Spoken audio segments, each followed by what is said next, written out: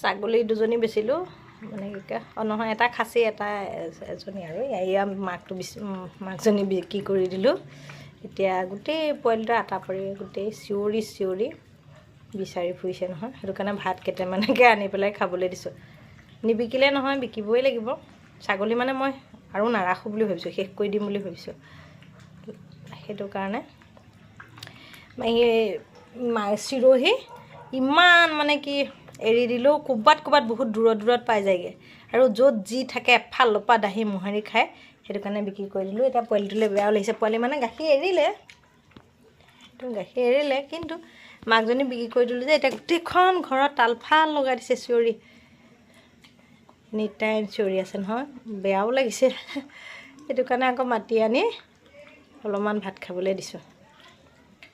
ছাগলীত মানে যিমান যেনেকৈ ভাবিছিলোঁ তেনেকৈ লাভ নাইকিয়া। মানে আমাৰ এই বিশেষকৈ আমি মাৰ্কেটটো বিকিবলৈ যিটো দামত আমি কিনিছিলোঁ তাতকৈ কম দামতহে বিক্ৰী কৰিছোঁ। আৰু বহুত দিগদাৰ ঘৰত মানুহ ৰাখি বা দানা খুৱাই আমাৰ লোকচানহে হৈছে। সেইটো কাৰণে ভাবিছোঁ আমি মানে হেৰি কৰিম আৰু বিক্ৰী খতম কৰি দিম আৰু এজনী গাভিনী আছে, সেইটো কাৰণে নজগালৈকে ৰখাই দিলোঁ, বাকী শেষ কৰি দিম আৰু আজি নিলেহি খাচী এটাই, সেয়া মাকজনীক পঠাই দিলোঁ, বেপাৰীয়ে লৈ গ'লহি।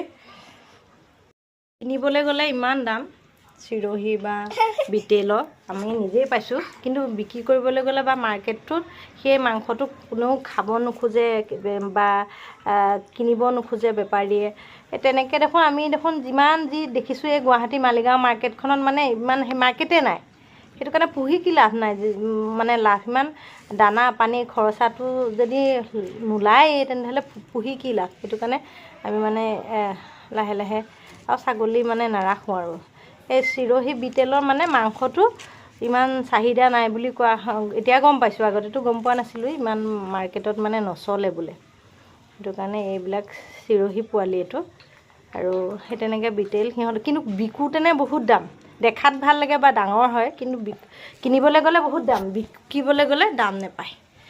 সেইটো কাৰণে ইমান কষ্ট কৰি ঘাঁহ চাহ কিনি কৰি খুৱাই আকৌ দানা সতি ইমান মানে সম্ভৱ নহয়, লোকচানহে হৈ গৈছে আমাৰ বিশেষকৈ। সেইটো কাৰণে বিক্ৰী কৰি দিম আৰু মানে আৰু কেইটামান আছে লাহে বিক্ৰী কৰিম আৰু।